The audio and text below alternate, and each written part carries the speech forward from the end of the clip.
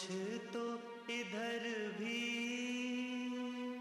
है खाना बरंदाज़े चमन, कुछ तो इधर भी।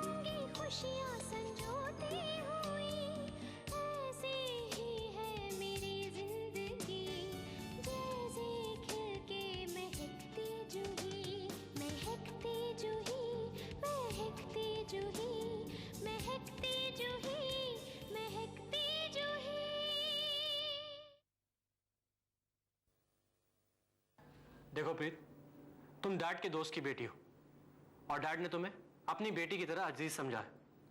इसमें तो कोई शक नहीं है सर।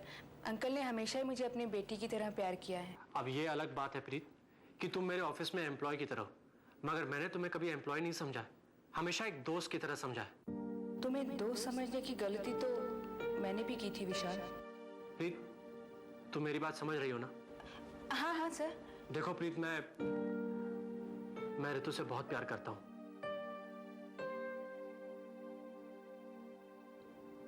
और उससे शादी करना चाहता हूं।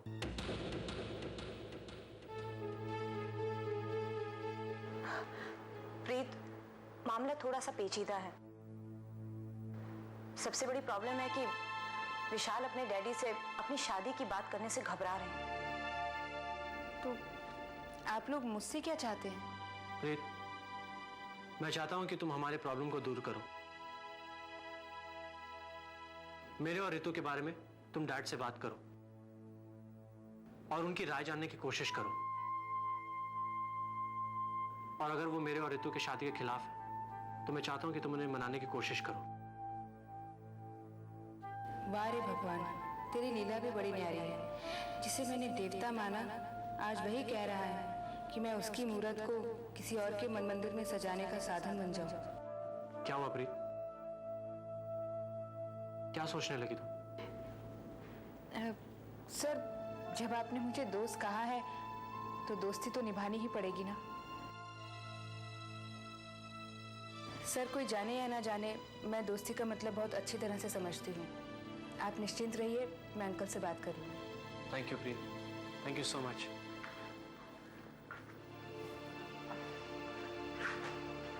अब ठीक है ना?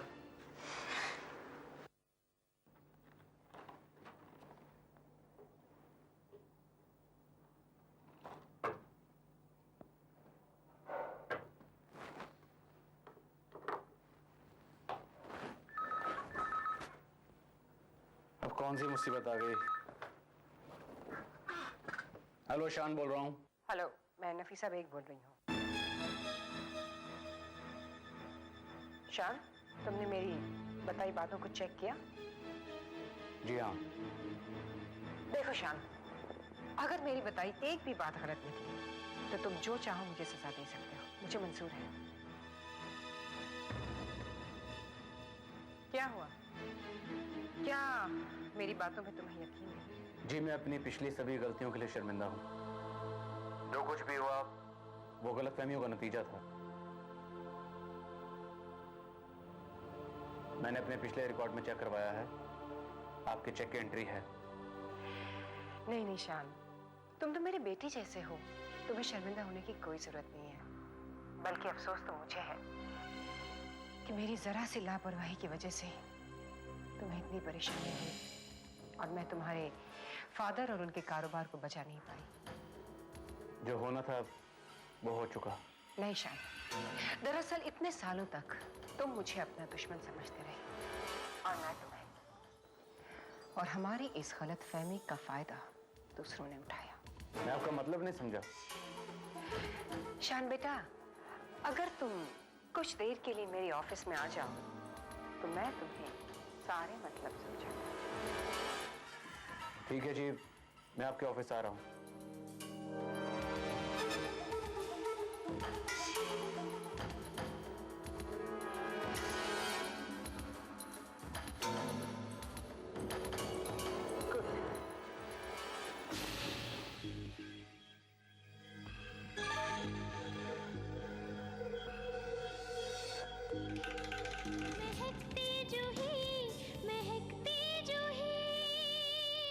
मजहब की न सूबों की न फिरकों की फकत वल्लाह के हर दिल की ज़बान है उर्दू।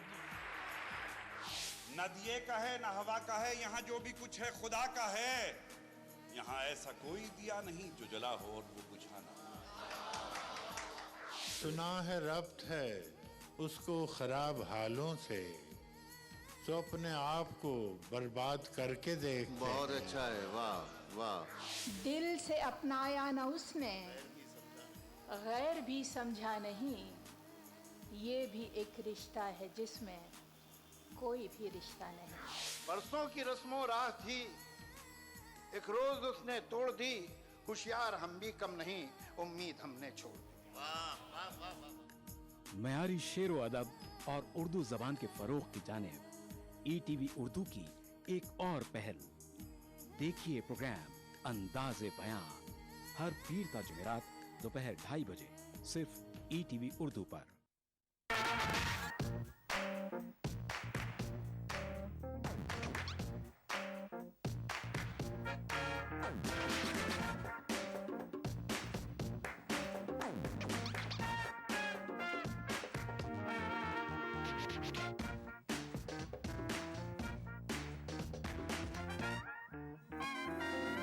चटपटे और लजीज पकवानों का जायका अक्सर रसोई पीर ता जुमा दोपहर 1:30 बजे सिर्फ ETV उर्दू पर।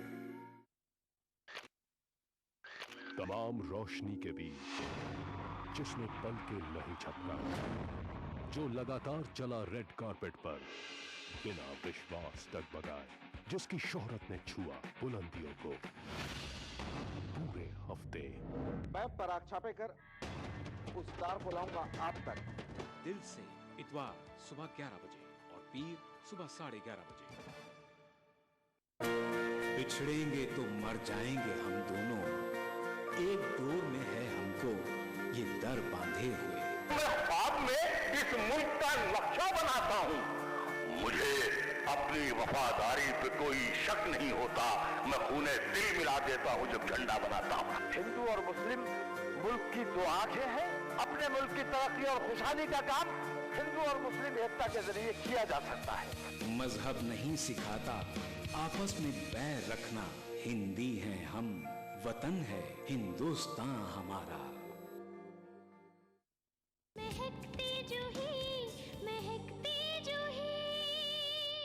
अल्लाह कसम, मैं तो सोच भी नहीं सकती थी असद कि हसन इतना छुपा रुस्तम निकलेगा। माफ कीजिएगा मोहतरमा, हसन छुपा रुस्तम नहीं बल्कि खुला रुस्तम है। He is very fast. 4 दिन पहले इजहार इश्क किया और 4 दिन बाद शादी के शामियाने तक पहुंच गया। और एक हम हैं, मंगनी के मंडप से निकाले गए, आज तक शादी के नाम पर तरस रहे हैं। असद, कुछ तो शर्म करो, अपनी उम्र का लिहाज तो करो। अब तुम्हारी शादी की उम्र है क्या? देखो, दूसरे लफ्जों में कहूं तो अब हम बूढ़े हो गए हैं। हमें शादी के बारे में सोचना भी नहीं चाहिए।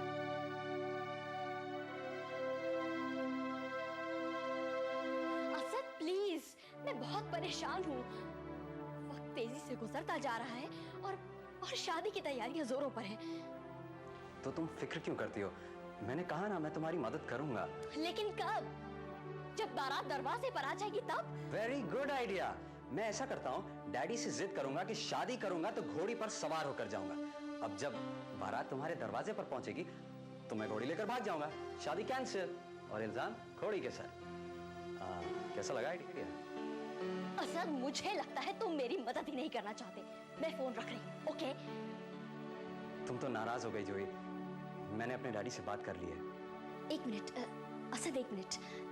मैं फोन पर नहीं सुनना चाहती, तुमसे मिलना चाहती हूँ, रूबरू सारी बात सुनना चाहती हूँ। अच्छा बताओ, कहाँ मिलोगे? बताओ ना असद, तुमने फोन पर कहा कि तुमने बाबा से बात की है, क्या कहा उन्होंने? उन्हें क्या कहना था, बहुत खुश हुए, प्यार से गले लगा लिया। तुमने शादी से इनकार किया और बाबा ने तुम्हें गले लगा लिया। देखो सर, अगर तुम मजाक कर रहे हो तो ये निहायत ही बेहुदा मजाक है। नहीं पापा, ये मजाक नहीं है। मैं वाकई जूही से शादी नहीं करना चाहता। तुम्हारा दिमाग खराब हो गया है? तुम जानते हो तुम क्या कह रहे हो? सब हम जानना चाहते हैं तुम शादी क्यों नहीं करना चाहते। खामोश क्यों हो? बोलते क्यों नहीं हो? तुम क्या चाहते हो कि तुम अपनी उंगलियों पे हमें नचाते रहोगे और हम नाचते रहेंगे? तुम कहोगे कि हम शादी नहीं करेंगे तो हम तुम्हारी मोहब्बत में दौड़े दौड़े जाएंगे और शादी कैंसिल कर देंगे। नहीं असद, नहीं, ऐसा कुछ नहीं होगा। ये शादी जरूर होगी और तुम्हें करनी होगी, हर हाल में, हर कीमत पर। ये हमारा आखिरी फैसला है।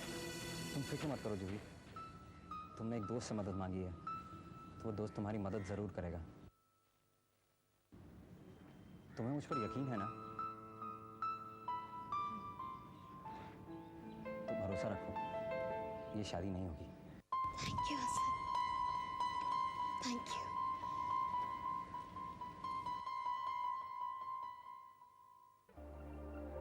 परियों जैसा हुस्न, फूलों जैसी महक, सुबह जैसी पाकीज़गी, इन सबको मिलाकर जब खुदा ने इंसान का रूप बनाया तो फिर उस पर बुढ़ापा कैसे नाजिल हो सकता है? जूही एक बात कहूं, तुम खुद को एक बार मेरी नजरों से देखो। कसम खुदा की, इरादा बदल दोगी।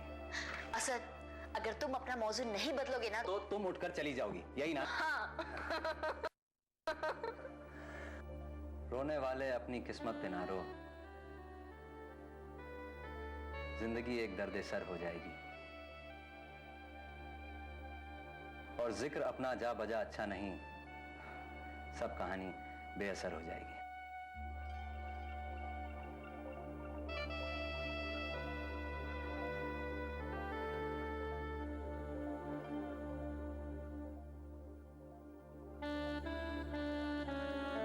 तुम्हारे सामने तो कभी नहीं कह सका जूही कि मैं तुमसे प्यार करता हूं, मगर तुम्हारी तस्वीर के सामने तो अपने दिल का इजहार कर सकता हूं।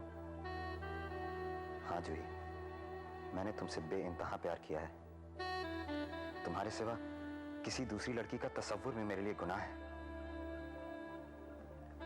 मैंने तुम्हें अपनी शरीके हयात बनाने का ख्वाब देखा था, मगर वो ख्वाब ही बनकर रह गया। बेहतर है मोहतरमा, हमारी शादी तो छोड़िए, कम से कम हसन और नीलोफर की शादी तो कराइए। सोचूंगी। देखिए, सोचने वोचने को गोली मारिए, जल्द से जल्द शान और उसकी अम्मी को शादी के लिए रजामंद कीजिए। यूं तीर ना चलाइए जख्मी पर कि आंसू की जगह खून ना बहने लगे।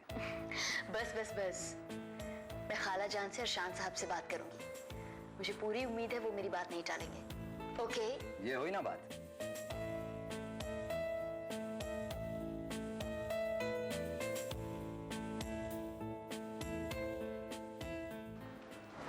आओ शान बेटा,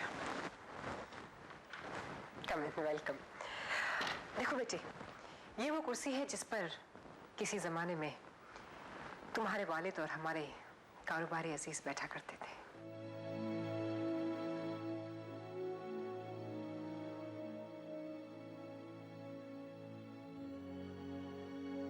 बेटा, मैं अपने तस्वुर में एक बार फिर उन्हें यहाँ बैठा देखना चाहती हूँ। तुम बैठो।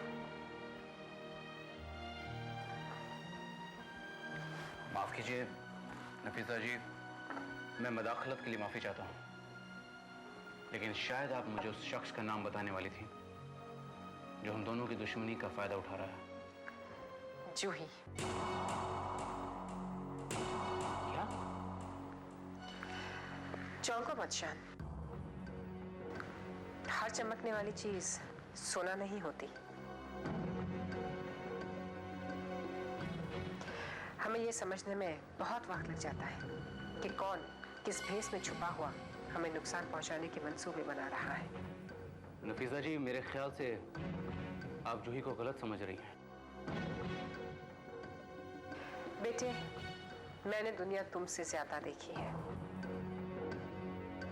लेकिन इसमें तुम्हारी भी कोई गलती नहीं। उस लड़की के पास एक बहुत ही मक्कार दिमाग है, लेकिन खुदा ने उसे इतनी मासूम शक्ल दे रखी है कि उस पर कोई शक कर ही नहीं सकता। अच्छा, मुझे एक बात सच सच बताओ, अपनी जमीन बेचने की सलाह तुम्हें किसने दी थी? सर एक बात बताइए, आपको मुझ पर भरोसा है या नहीं? ये क्या सवाल हुआ जूही? क्योंकि अब जो कुछ भी मैं कहने जा रही हूँ उसे मद्देनजर रखते हुए ये सवाल बहुत जरूरी है। तो ठीक है जूही, फिर जवाब भी सुन लो। मुझे जितना भरोसा खुद पर है उतना ही भरोसा तुम पर भी है। आप सारी जमीन असद के नाम ट्रांसफर कर दीजिए। क्या? असद के नाम? मगर क्यों? भरोसा है ना तो सवाल मत पूछिए, जो मैं कह रही हूँ बस वो कर दीजिए।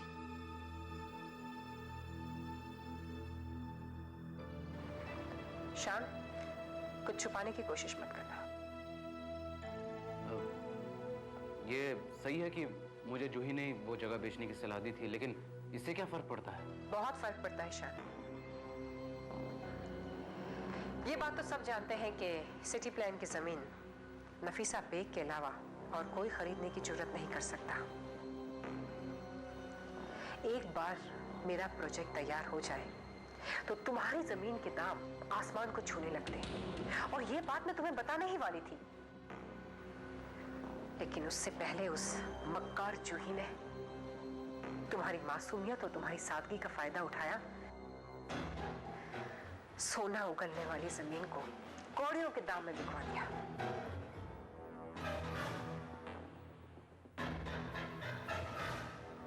ये लो जूही, भाई तुम्हारे कहने के मुताबिक मैं जोगेश्वरी स्टेट के प्लॉट के पेपर्स ले आया हूँ और इसी में नया एग्रीमेंट भी है। इसकी रोशनी में 20 करोड़ रुपए की एवज में मैंने असद के नाम वो जमीन, उस पर बने हुए कुछ तबेले और कुछ पक्के मकान कर दिए। लेकिन सर ये 20 करोड़ रुपए सिर्फ अग्रीमेंट पेपर पर होंगे, असद आपको कोई पेमेंट नहीं देने वाला है। जो ये मुझे सबसे कोई एतराज नहीं, लेकिन इनकम टैक्स वालों को जरूर एतराज होगा। मैं उन्हें क्या बताऊंगा कि 20 करोड़ रुपए कहाँ गायब हो गए? सर आप उसकी फिक्र मत कीजिए, आप इत्मीनान रखिए, जब तक उनके कानों तक बात पहुंचेगी तब तक हम मामला सुलझा चुके होंगे। कौड़ियों में? नहीं नफीसा बेग, वो जमीन तो मैंने मुफ्त में दी है। क्या जूही ने मुझे धोखा दिया है?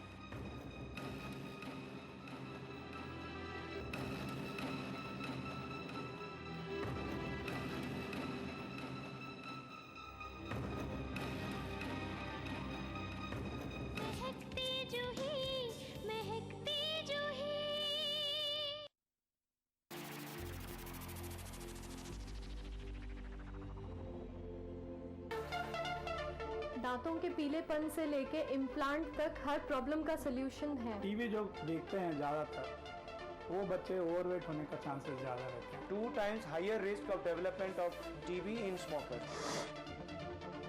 आदाब डॉक्टर, यानी आपकी जिंदगी का रहनुमा। खाने पीने का चीज है और पीने का पानी, इसको बैलेंस करना है। Fertility is medical as well as a social problem. Uterine cancer भी स्मोकिंग से आने के चांसेस रहते हैं। अगर आप ठीक तरीके से खाना नहीं लेते हो तो शरीर जो है कमज़ोर पड़ जाता है। सिर्फ कमर की दर्द ही नहीं, आपको इन्फेक्शन होने की चांसेस रहती है। आदाब डॉक्टर, एक ऐसा शो जहां हम जानते हैं एक बीमारी के मुख्तलिफ पहलू और हर हफ्ते बात करते हैं एक नए टॉपिक के बारे में। उठाइए फोन, डायल कीजिए 040-233-13820 और 233-13380। देखना ना भूलें आदाब डॉक्टर, एवरी थर्सडे शाम 5 बजे हिंदुस्तान में और 3:30 बजे यूएई में।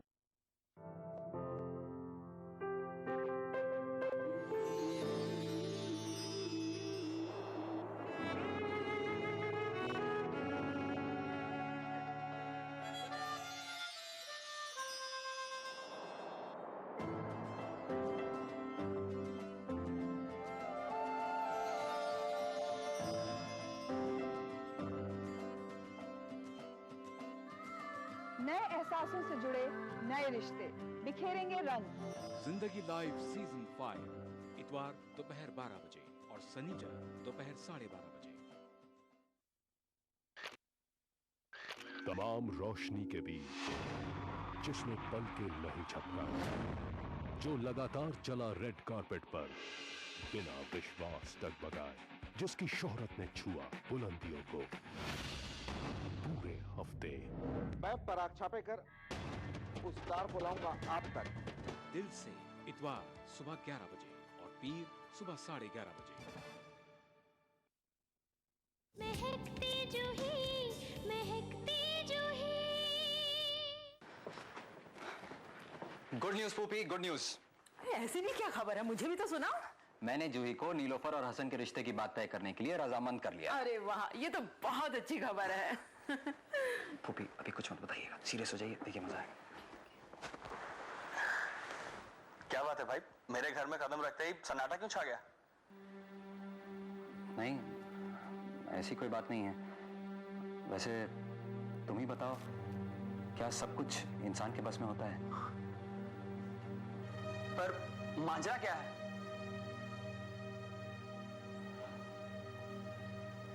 हसन, भूल जाओ कि तुमने कभी शादी का ख्वाब देखा था। दुनिया में लड़कियों की कमी थोड़ी ना है, एक नीलोफरी थोड़ी ना रह गई है यार। मैं तुम्हारे लिए लड़कियों की लाइन लगा दूंगा। अम्मी, बात क्या है, कुछ तो बताइए। वो फूफी, सब्र से काम लीजिए, सब्र में बड़ी ताकत है। यार आखिर बात क्या है, कुछ तो बताओ। ऐसा कौन सा पहाड़ टूट पड़ा है कि तुम अम्मी को सब्र करने की सलाह दे रहे हो? हसन, नीलोफर तुम्हें नहीं मिल सकती। पर क्यों? असद, अब बता भी दो, क्यों बेचारे का खून सुखा रहे हो? क्यों, जरा से मैं होश उड़ गए? भाई, मैंने तुम्हारी शादी के लिए बिगुल बजा दिया है।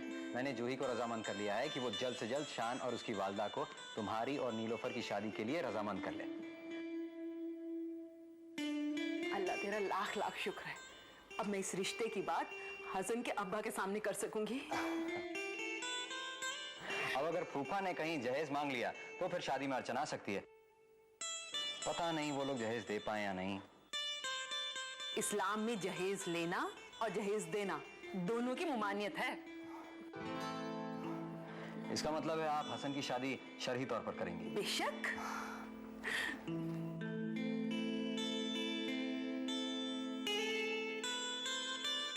मामू, मुझे आपकी बातों में थोड़ी थोड़ी सच्चाई नजर आती है। कौन सी बात दीक्षा? अच्छा, आप नफीसा की बात कर रहे हैं? हाँ मामू, मेरे ख्याल से जेबा का शक ठीक है। मगर आपको ऐसा क्यों लग रहा है? मामू, नफीसा ने मुझसे कहा था कि मैं जेबा का हालचाल पूछने के लिए उसके वहां चला जाया करूं, और मैंने उससे कहा था कि मैं 2-4 दिन के गैप के बाद चला जाऊंगा, लेकिन उसने मेरी बात का यकीन नहीं किया। अच्छा? हाँ मामू, जाबिर से फोन पे बात हुई थी तो उसने मुझे बताया कि नफीसा ने वहां फोन किया था और मेरी मौजूदगी के बारे में पूछ रही थी। ओह, यानी वो ये जानना चाह रही थी कि आप रोज रोज तो वहां आते जाते नहीं हैं? देख साहब, मैंने तो आपसे पहले ही, नफीसा इतनी जल्दी अपने आप को बदल नहीं सकती। वो तो ठीक है मामू, लेकिन इस मामले में अभी सीरियसली सोचना पड़ेगा मुझे। क्या सोचना पड़ेगा आपको? भाई इतनी सीरियसली क्या बातें हो रही हैं? वो हम नहीं बेग साहब अयान की एजेंसी के बारे में सोच रहे थे, है ना? कोई जरूरत नहीं है आपको सोचने की। अयान मेरा बेटा है, मैं सोचूंगी। उसे स्विट्जरलैंड से आ जाने तो दीजिए। मैंने उसके लिए एक शानदार ऑफिस खरीद ली है। और उसकी एजेंसी चलेगी, उसी ऑफिस से चलेगी। एक बहुत बड़े पैमाने पे हजारों लोग उसके अंदर काम करेंगे। नफीसा, एक मिनट, तुम ठंडे दिमाग से सोच लो। मुझे नहीं लगता अयान इस बात के लिए राजी होगा। उसे राजी जीनत करेगी। जीनत बेटी। जी मामा। ये लो बेटी, स्विट्जरलैंड के लिए 2 टिकट्स और ये 20 लाख के ट्रैवलर्स चेक है। तुम्हारी शॉपिंग के लिए रख लो। मामा 20 लाख का चेक? मामा अयान की इजाजत के बगैर ये लेना तो दूर, छूना भी मेरे लिए गुनाह है। रख लो बेटी। बचपन से लेके आज तक मैं अयान को कोई खुशी नहीं दे पाई हूँ। मैं चाहती हूँ कि इस हनीमून पे तुम लोग कम से कम 1-2 महीने स्विट्जरलैंड में रहो और तुम मेरे बेटे को इतना प्यार देना कि वो पिछली सारी बातें भूल जाए। देखो अब अगर 1-2 महीने रहना है, खाना है, पीना है, शॉपिंग करनी है, रुपया तो चाहिए ना बेटा। वो सब तो ठीक है मामा, लेकिन ये चेक नहीं मामा। रख लो बेटी। अच्छा तुम उसे रुपया मत समझो ये एक माँ की मोहब्बत है। क्योंकि अब तुम ही मेरा सहारा हो जो मेरे बेटे के दिल में माँ के लिए मोहब्बत जगा सकती हो। मामा मैं वादा करती हूँ कि अयान के दिल में आपकी मोहब्बत कायम करने के लिए पूरी कोशिश करूंगी, लेकिन उस कोशिश के लिए इसकी कोई जरूरत नहीं है मामा। अच्छा ठीक है, तुम इसे खर्च मत करना, लेकिन सेफ्टी के लिए तो रख सकती हो। तुम लोग अब्रॉड जा रहे हो, कुछ भी हो सकता है। ऐसे मैं ये दुआ करूंगी कि तुम्हारे हनीमून का हर लम्हा खुशियों से भरा हो। और हाँ, अयान को इन पैसों का जिक्र मत करना, वरना वो नाराज हो जाएगा। ठीक है मामा, शुक्रिया। मैं इसे हिफाजत से रख लेती हूँ।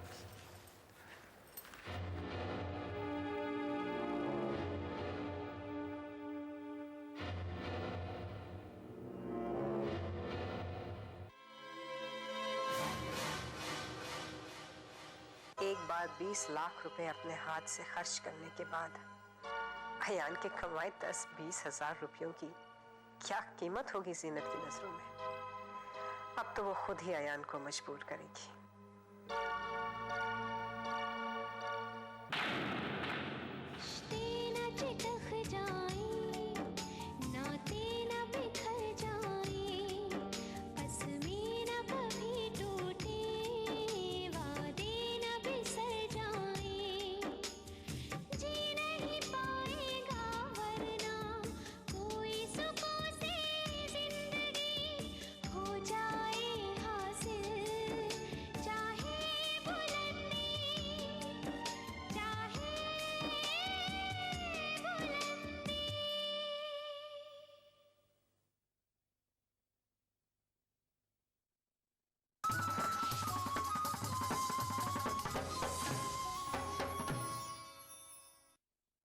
मजहब की न सूबों की न फिरकों की फकत वल्लाह के हर दिल की ज़बां है उर्दू। न दिए का है न हवा का है, यहाँ जो भी कुछ है खुदा का है। यहाँ ऐसा कोई दिया नहीं जो जला हो और वो बुझा ना।